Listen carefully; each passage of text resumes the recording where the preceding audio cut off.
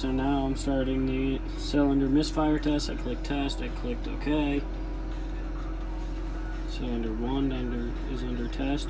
Move throttle to maximum now.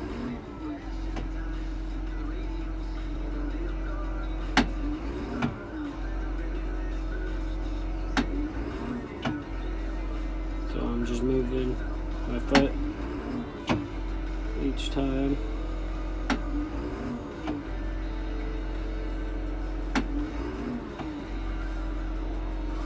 Here's the results. Completely successful. Fuel system, all the part numbers.